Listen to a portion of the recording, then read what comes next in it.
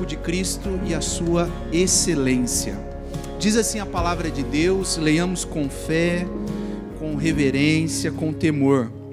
Porque assim como o corpo é um e tem muitos membros, e todos os membros, sendo muitos, constituem um só corpo, assim também com respeito a Cristo. Pois em um só Espírito todos nós fomos batizados, em um só corpo, quer judeus, quer gregos, quer escravos, quer livres, e a todos nós foi dado beber de um só Espírito. Porque também o corpo não é só um membro, mas muitos. Se disser o pé, porque não sou mão, não sou do corpo, nem por isso deixa de ser do corpo. Se o ouvido disser, porque não sou o olho, não sou do corpo, nem por isso deixa de o ser. Se todo o corpo fosse o olho, onde estaria o ouvido?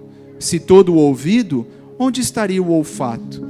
Mas Deus dispôs os membros, colocando cada um deles no corpo como lhe aprouve.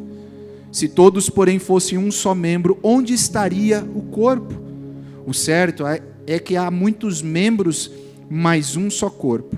Não podem os olhos dizer à mão, não precisamos de ti, nem ainda a cabeça aos pés, não preciso de vós. Pelo contrário, os membros do corpo que parecem ser mais fracos são necessários. E os que nos parecem menos dignos do corpo, a estes damos muito maior honra. Também os que em nós não são decorosos, revestimos de especial honra. Mas os nossos membros nobres não têm necessidade disso. Contudo, Deus coordenou o corpo, concedendo muito mais honra àquilo que menos tinha, para que não haja divisão no corpo, pelo contrário, cooperem os membros com igual cuidado em favor um dos outros. De maneira que se um membro sofre, todos sofrem com ele. E se um deles é honrado, com ele todos se regozijam. Ora, vós sois corpo de Cristo, individualmente membros deste corpo. A uns estabeleceu Deus na igreja, primeiramente apóstolos, em segundo lugar profetas, em terceiro lugar mestres, depois operadores de milagres, depois dons de curar, socorros, governo, variedades de língua. Porventura não são todos apóstolos? Ou todos profetas? São todos mestres ou operadores de milagres? Têm todos dons de curar? Falam todos em outras línguas? Interpretam-nas todos? Entretanto, procurai com zelo os melhores dons. Amém. Que Deus fale conosco, aplique essa palavra ao nosso coração. Gostaria de contar a vocês uma ilustração que eu acho que eu já contei aqui na igreja, mas para iniciar esse sermão eu coloquei porque acho que traduz muito do que Paulo queria passar a essa igreja. Diz que em uma carpintaria, em uma certa ocasião, aconteceu uma grande assembleia, uma reunião das ferramentas para discutir as suas diferenças. Então o martelo se levantou e começou a exercer a presidência, mas os participantes disseram que ele tinha que renunciar, porque ele fazia demasiado barulho e, além do mais, passava o tempo todo golpeando. O martelo, por sua vez, aceitou a sua culpa, mas pediu que o parafuso também fosse expulso, porque, segundo ele, o parafuso dava voltas demais para conseguir algo. Diante do ataque, o parafuso concordou, mas, por sua vez, disse que teria que expulsar a lixa, porque a lixa, segundo ele, era áspera, e no tratamento com os demais, entrando sempre em atrito. A lixa acatou com a condição de que a trena também deveria ser expulsa, porque, segundo ela, a trena sempre media os outros segundo a sua medida, como se fosse a única perfeita. Por que eu estou trazendo essa ilustração? Porque é justamente isso que Paulo está tratando na primeira carta aos Coríntios. Paulo, nesse texto que nós lemos, ele vai falar um pouco do uso dos dons e como cada cristão contribui com o seu dom no corpo de Cristo, na igreja. Essa igreja, ela era uma igreja agraciada por diversos dons. Paulo fala isso no capítulo 1, no versículo 4 ao versículo 7, como Deus havia distribuído dons nessa igreja, mas havia esse problema também. de achar-se superior ao outro por conta do seu dom. E Paulo está tratando desse assunto nesse texto que nós lemos. Paulo chega em Corinto em sua segunda viagem missionária, registrada lá em Atos capítulo 18, e permanece 1 ano e 6 meses nessa igreja. Essa igreja, ela tinha um dos portos mais importantes da Grécia, o porto de Cencreia. Era um ponto extremamente riquíssimo pelo seu tráfego comercial. Era uma cidade também cosmopolita, uma cidade que tinha gente de todas as nações, culturas, religiões. Um exemplo de uma cidade cosmopolita é a cidade de São Paulo. Se você for em São Paulo, você vai perceber que lá você encontra pessoas de todas as regiões do Brasil, de todas as culturas, de todas as religiões, e não só aqui do Brasil, mas de outras nações também. Essa cidade também possuía um teatro que comportava aproximadamente 18 mil pessoas sentadas. Possuía um templo da deusa Afrodite, que ficava na parte mais alta da cidade, com aproximadamente 1000 sacerdotisas, oferecendo práticas sexuais como forma de culto. E por isso tinha muitos adeptos a essa forma de culto. Então Paulo escreve essa carta, que na verdade é uma segunda carta. O que nós temos aqui como primeiro é na verdade segunda carta, porque essa carta é uma resposta a uma carta que Paulo havia recebido. Você vê isso lá no capítulo 7, quando ele está respondendo aos irmãos. E nessa carta, Paulo trata alguns assuntos, algumas situações que estavam acontecendo no meio da igreja. Por exemplo, a igreja possuía divisões, partidos. Uns diziam, eu sou de Paulo, outros diziam, eu sou de apóstolos, outros diziam, eu sou de Cefas, e tinham aqueles mais espirituais que diziam, eu sou de Jesus Cristo. Paulo trata esse assunto, do capítulo 1 ao capítulo 4. Existia também impureza sexual no meio dessa igreja. Um jovem que estava deitando-se com a sua madrasta, com a esposa do seu pai, e Paulo os adverte, dizendo, por que vocês estão permitindo essas coisas no meio de vós? Havia litígio entre os irmãos da própria comunidade. As pessoas brigavam entre si na comunidade e levavam para tribunais seculares. Capítulo 6, Paulo trata isso. Dúvidas sobre o casamento, sobre a viuvez e sobre a solteirice também era um assunto desta igreja, que Paulo trata no capítulo 7. Problemas com consciência e liberdade cristã. Alguns diziam, não pode comer isso, outros diziam, não pode, e ficava essa briga, e Paulo trata isso, do capítulo 8 ao capítulo 10. Problemas também no abuso da ceia do Senhor. Esse texto que nós lemos, todas as ceias aqui, 1 aos Coríntios capítulo 11, versículos, ali a partir do versículo 23, na verdade, é Paulo tratando de um problema que acontecia na igreja. As pessoas, a ceia era um momento de se reunir para comer todos juntos na presença do Senhor, mas havia divisões. Uns comiam primeiro, deixavam os mais necessitados sem comer, e aí por isso que Paulo orienta. Outros chegavam e pegavam o vinho e se embriagavam.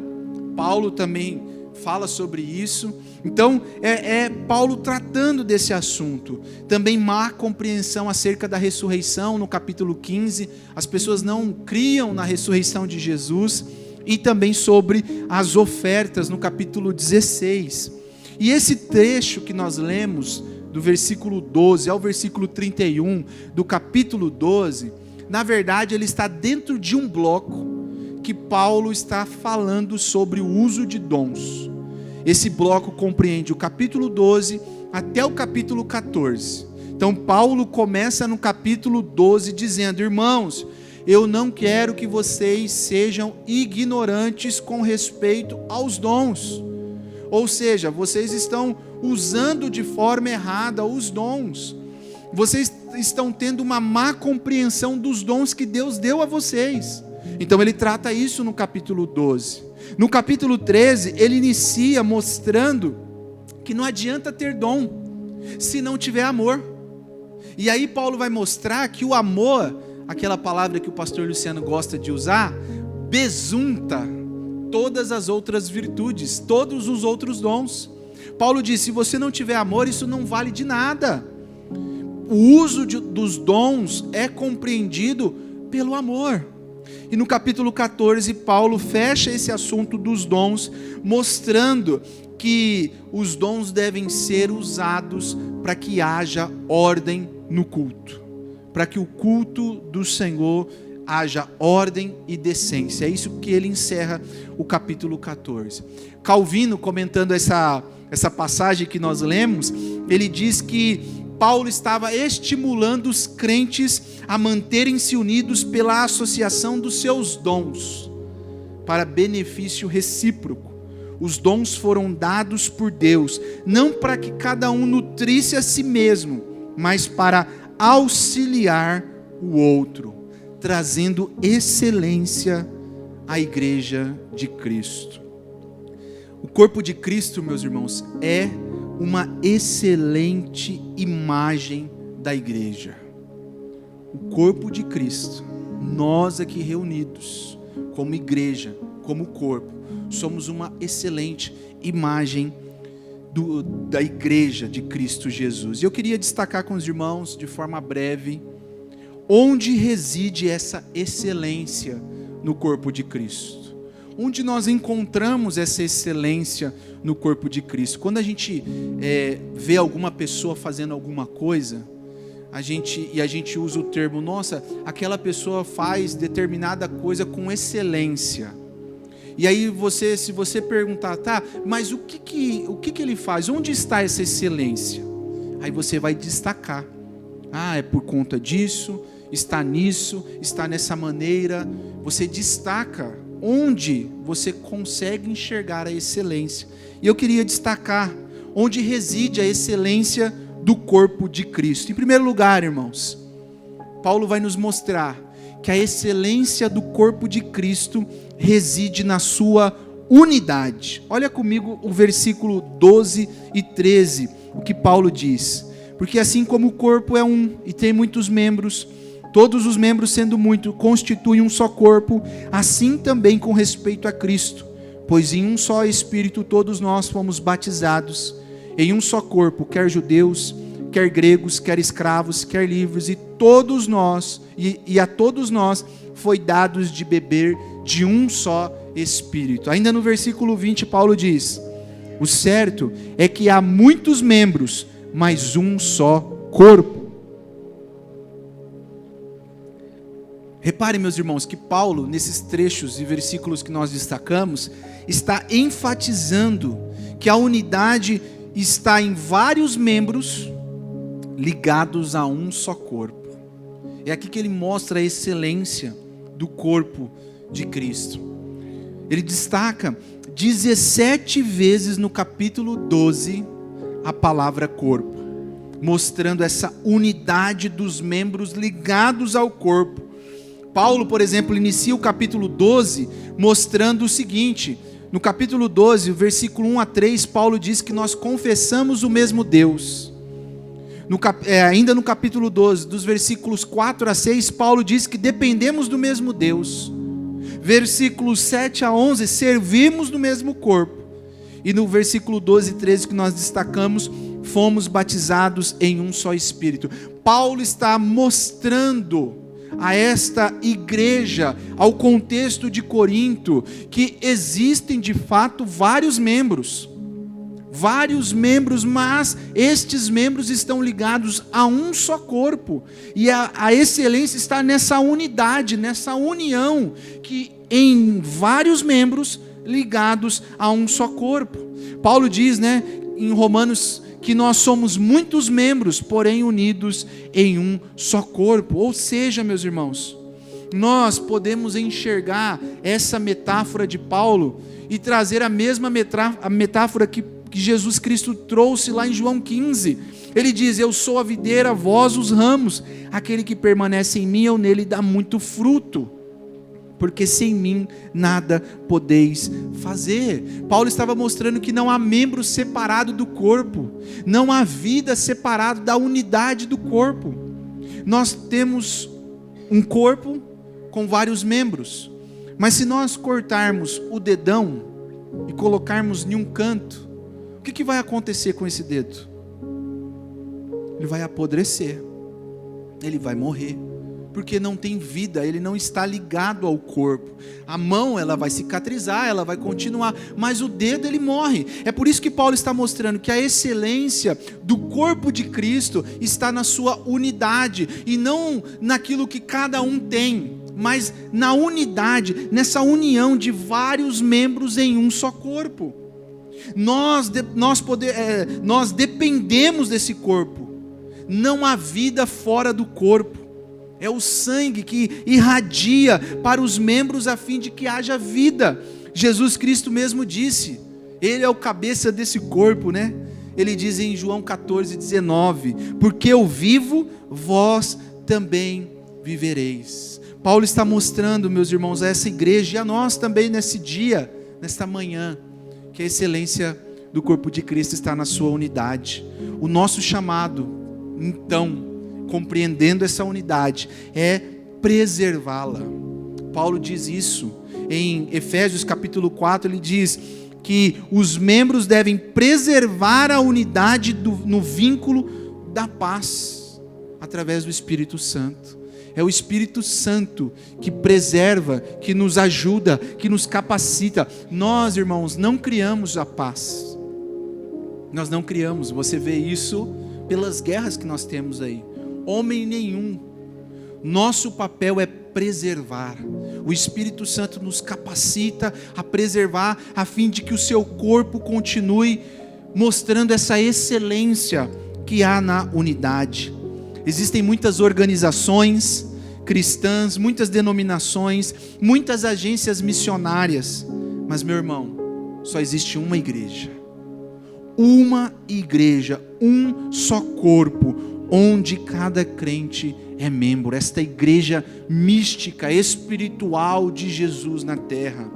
O credo niceno-constantinopolitano, ele diz o seguinte, no finalzinho: creio em uma igreja una, santa, católica e apostólica. Isso aqui não é um credo da igreja apostólica, católica apostólica romana, não. Isso é um credo da igreja cristã. Isso é uma confissão da igreja cristã, evidenciando que a igreja é uma.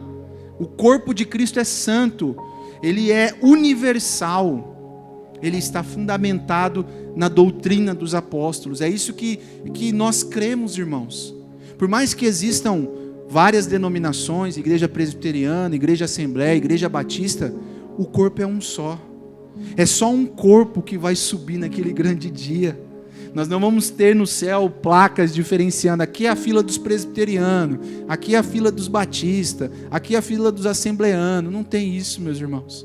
Existe só uma igreja, todos nós, essa igreja que aqui na terra ainda milita, nós chamamos de igreja militante, mas no céu ela já é uma igreja triunfante. E aguardamos por esse grande dia, a qual todos os povos de todas as línguas, todas as nações se reunirão diante de Cristo Jesus. Calvino diz que a unidade da igreja, ela é espiritual, baseada na eleição de Deus, na obra de Cristo e no vínculo do Espírito. É Deus, irmãos, que nos une. É Deus quem nos traz nessa unidade. Pense aí com você, em que momento da sua vida você poderia conhecer as pessoas que hoje sentam do seu lado no banco da igreja, se não fosse o Espírito Santo nos unindo nesse vínculo, nessa família de Deus. Nós, quando somos atraídos, quando somos trazidos pelo Espírito Santo à presença de Deus, a palavra diz em Efésios capítulo 2, que nós nos tornamos família de Deus. Nós somos adotados agora por Deus, somos irmãos uns dos outros, participamos das necessidades uns dos outros. É isso que a palavra nos diz. Você compreende, meu irmão? essa unidade da igreja?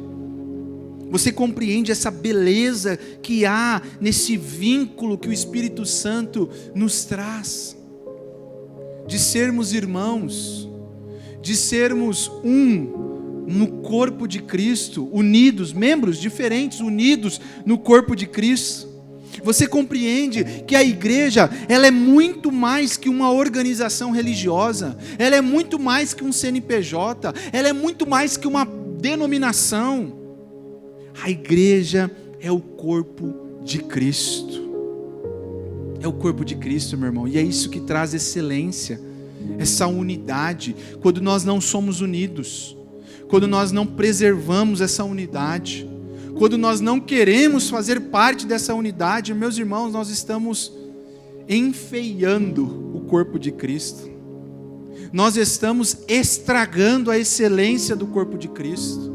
Quando você diz, eu sou crente, mas eu só não quero ter contato com ninguém. Isso não é o corpo. O corpo se manifesta nessa unidade. O corpo se manifesta nesse vínculo. O corpo se manifesta nessa comunidade dos santos que são reunidos por Cristo Jesus.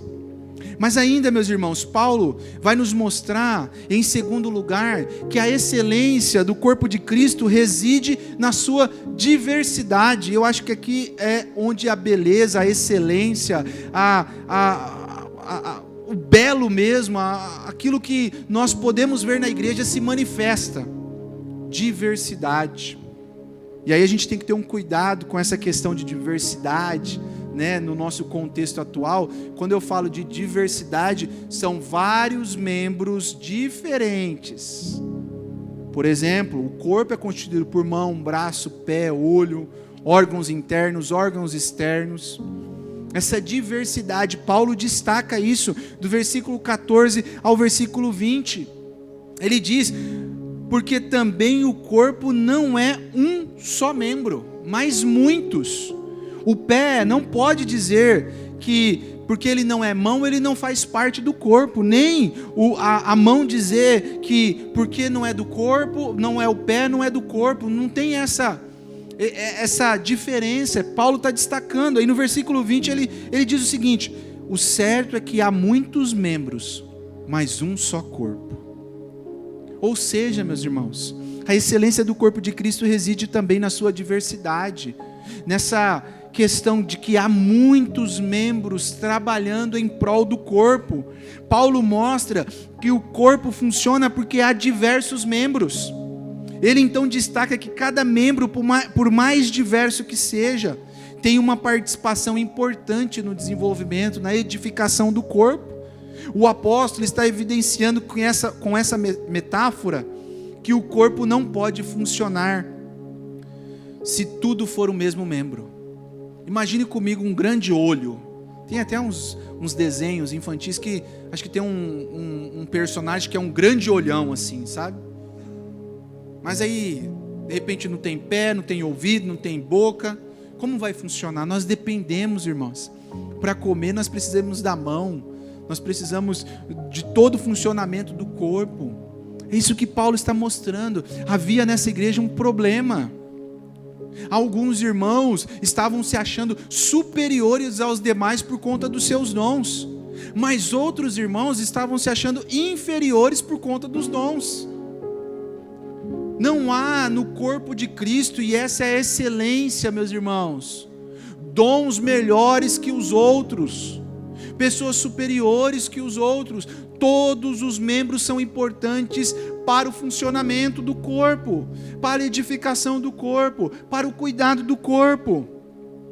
Paulo destaca isso. Lá em Efésios capítulo 4, Paulo diz que há uma diversidade dos dons para aperfeiçoamento dos santos, a fim de que o corpo seja edificado, para que assim nós possamos crescer em amor e verdade. No versículo 4 aqui deste capítulo, Paulo diz: ora, os dons são diversos, mas o Espírito é o mesmo. E também há diversidade nos serviços, mas o Senhor é o mesmo. E há diversidade nas realizações, mas o mesmo Deus é quem opera tudo em todos. Meu irmão, todos nós, como membros de Cristo, participamos da edificação do corpo na igreja. Não há essa superioridade de dons no corpo de Cristo. Para você chegar, quando você chegou aqui na igreja pela manhã, a igreja já estava com os ares ligados, limpa, tudo no lugar. Porque teve membros que chegaram aqui primeiro com seus dons e prepararam tudo isso para que o culto ao Senhor fosse da melhor maneira. Você, ao vir à casa do Senhor também. É assim, irmãos, que o corpo funciona. Paulo está mostrando essa diversidade. Essa diversidade no corpo deve ser um motivo de gratidão e não de murmuração, porque é Deus quem estabelece como Ele quer os membros no corpo. No versículo 18, Paulo diz: mas Deus dispôs os membros, colocando cada um deles como lhe aprouve. Recentemente nós demos aqui um treinamento para os diáconos, os oficiais da nossa igreja. Eu disse, na nossa denominação, na Igreja Presbiteriana do Brasil, não tem essa questão de hierarquia. Primeiro você é diácono, depois você é presbítero, depois você é... como se fosse Não. Diácono, presbítero, pastor. Aliás, o pastor na Igreja Presbiteriana é chamado de presbítero. É um presbítero docente, enquanto os outros presbíteros são presbíteros regentes. Eles que administram a igreja. Os diáconos, eu disse para eles, são oficiais da igreja. Cada um tem a sua parte de execução, se é assim que eu posso dizer, de chamado para trabalhar no corpo, para exercer o seu dom no corpo. Não há essa questão, o pastor... Não tem isso, irmãos. Nós somos chamados por Deus como membros, cada um onde Deus colocou. O seu olho está aí porque Deus colocou e serve para alguma coisa. A sua boca também, e até o seu dedo mindinho. Experimenta bater ele na quina da mesa, para você ver que o seu corpo não vai reagir, porque está ali. É isso que Paulo está mostrando. Há uma diversidade. E aí, irmãos, um ponto de atenção para nós: a unidade sem diversidade, ela resulta em uniformidade. A gente já disse isso aqui outras vezes. Quando todos querem ser uma coisa só, isso resulta em morte. Uniformidade resulta em morte. Porque imagina se todos fossem o pé ou o braço. Como que o corpo iria funcionar? Como que o corpo iria se alimentar? É isso que Paulo está destacando. A fim de viver, de crescer e servir, o corpo precisa de funções diferentes. Nós precisamos uns dos outros. Nós precisamos de quem canta, nós precisamos de quem cuida da igreja, nós precisamos dos presbíteros que regem a igreja, nós precisamos da mídia, nós precisamos das tias, ou professoras do berçário, do culto infantil, porque a gente não chama de escolinha. Você, aqui na IPVO pelo menos, nós não pegamos o seu filho e colocamos na sala só para passar o tempo. Lá tem um culto destinado para a faixa etária dele, para que ele aprenda sobre Deus. Tudo isso, irmãos, é para quê? Para a IPVO ser melhor do que as outras? Para a IPVO ter mais membros do que as outras? Porque em alguns lugares isso é medido como parâmetro. Vamos ver aqui, o crescimento, como é que está, a estatística. Não, meus irmãos. Tudo isso acontece para que haja excelência no corpo. E mais do que isso, para que haja crescimento e edificação. É para isso, meus irmãos, edificação. É por isso que há essa diversidade. A diversidade não implica em inferioridade. Um é melhor que o outro, um é maior que o outro. Não tem isso no corpo de Cristo. Cada membro tem a sua importância. O Dr. Russell Shedd, ele diz o seguinte, comentando esse texto: a diversidade no corpo de Cristo não surge por acaso.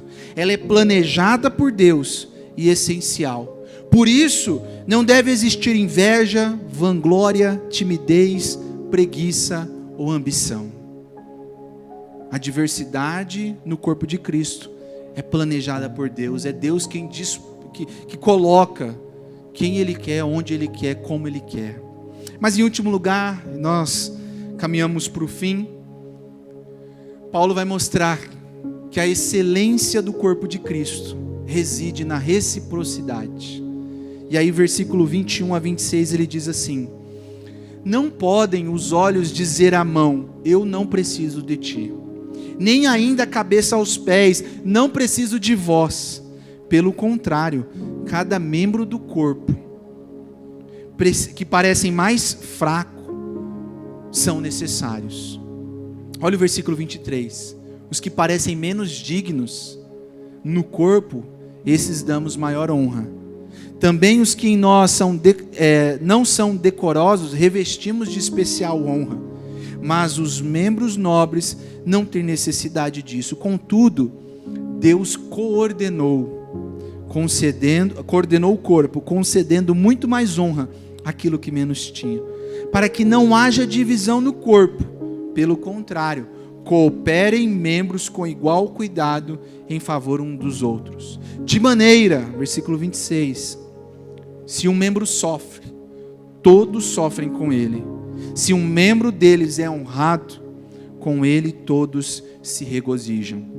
Ora, vós sois o corpo de Cristo, e individualmente membros desse corpo.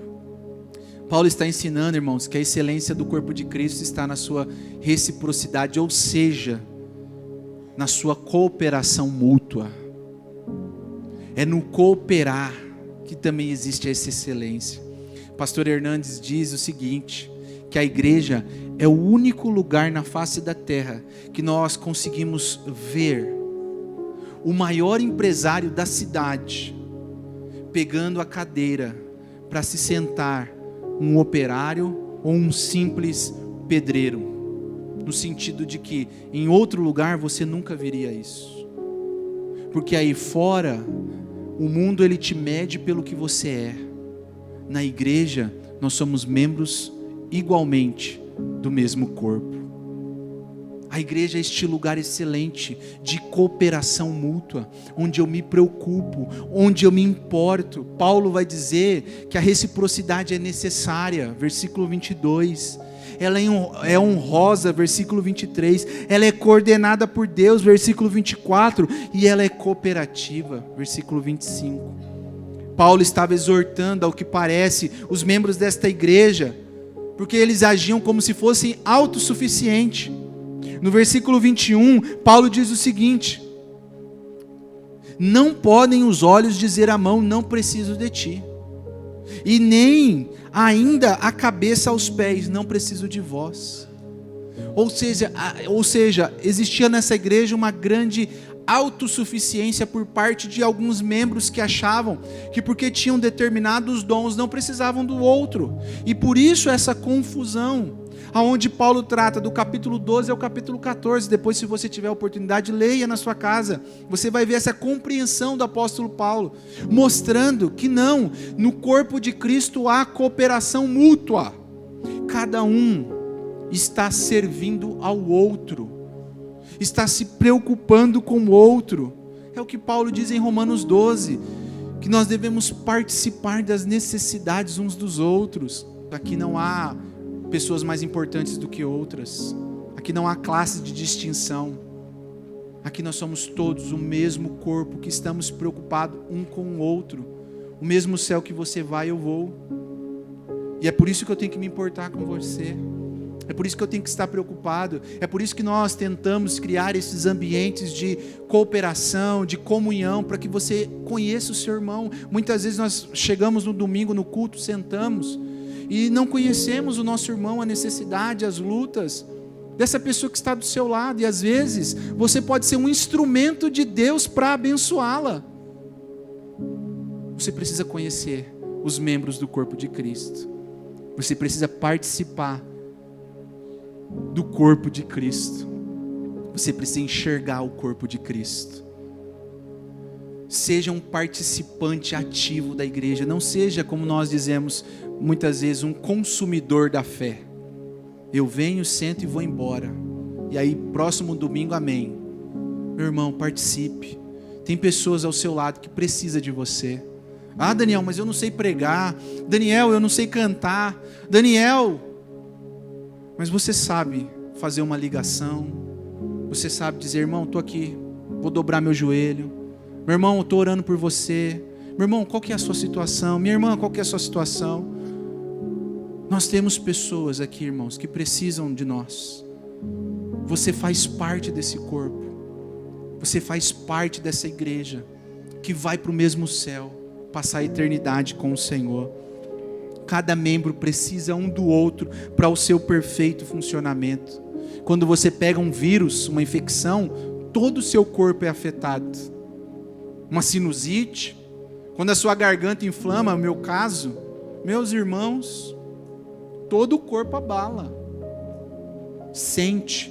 É assim também no corpo de Cristo.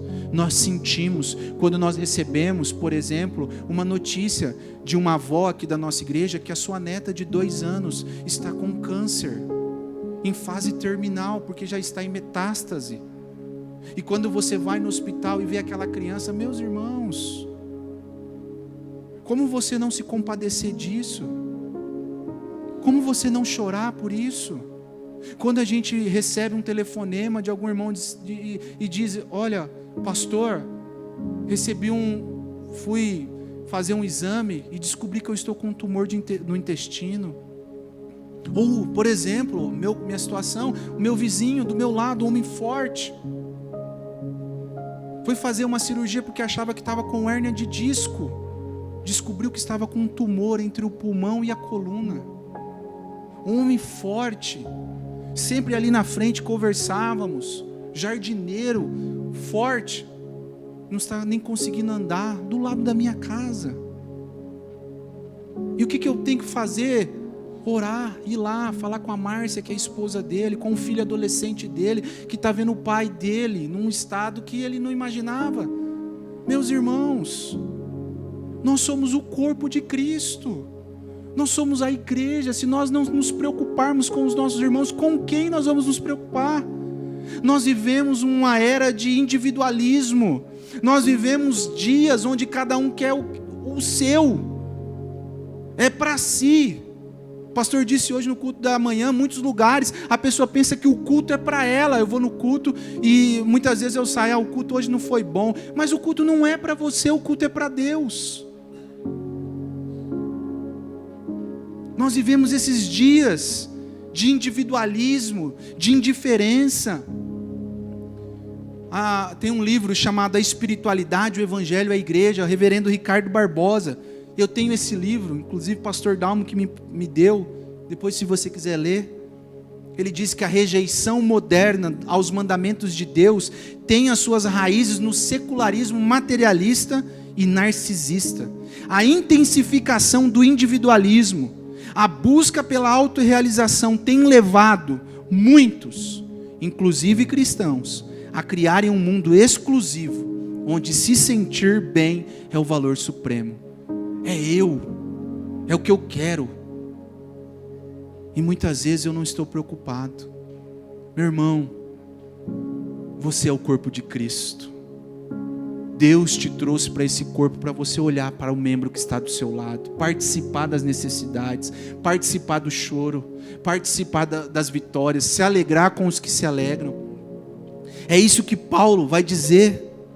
Paulo ensina aos irmãos de Corinto e a nós que a beleza ou a excelência do corpo de Cristo está na sua unidade, na sua diversidade e na sua reciprocidade. E ao finalizar o capítulo 12, depois você lê, ele vai mostrar algo muito belo.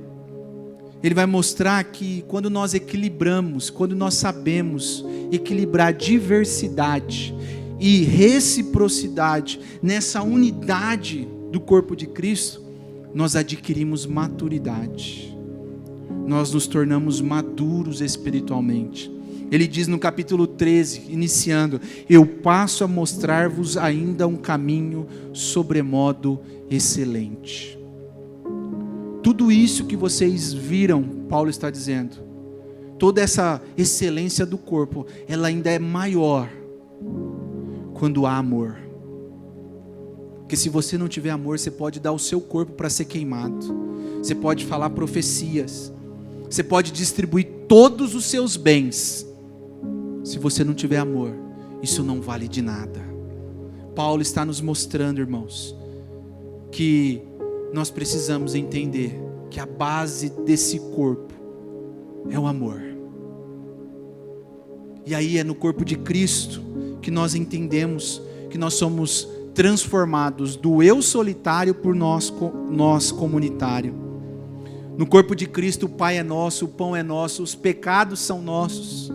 No corpo de Cristo nós somos convidados a chorar com os que choram, a se alegrar com os que se alegram, a consolar os aflitos, a orar pelos enfermos, a cantar com os sãos, a visitar os angustiados, a sentar à mesa com os serenos, a fim de comer o pão da vida com aqueles que são chamados à presença de Deus. Essa é a excelência do corpo de Cristo. Lembra da ilustração que eu iniciei? As ferramentas em discussão? No momento em que as ferramentas estão discutindo, entra o carpinteiro na carpintaria, junta o martelo, junta o parafuso, junta a lixa, junta a trena e vai ao seu trabalho. Ele martela, ele parafusa, ele lixa, ele mede. Depois que ele vai embora, a discussão retoma. E um querendo que o outro, as diferenças, então o serrote se levanta e diz: olha, senhores, vocês não perceberam que todos nós temos pontos fracos? Ou temos alguma coisa que não é boa para o outro? Mas há algo excelente. O carpinteiro, com todos nós, trabalha para que um móvel nasça, para que uma madeira rústica se torne um lindo e excelente móvel. E aí, naquele momento, eles entenderam que precisava do martelo para fixar a madeira, precisava do parafuso também para fixar, precisava da lixa para tirar as imperfeições do móvel, precisava da trena para ver ali, medir certamente o móvel. Eles entenderam que eles eram necessários uns para os outros. Meu irmão, o nosso carpinteiro, Jesus Cristo de Nazaré, o nosso Salvador, pega cada um de nós ferramentas em suas mãos para trabalhar para o seu reino, para edificar o seu corpo. Você, meu irmão, é uma ferramenta. Não olhe para a ferramenta do seu lado e diga: ela tem isso, ela tem aquilo. Não. Olhe para o carpinteiro que pega cada um de nós e trabalha para que o seu reino seja edificado. Amém, meu irmão?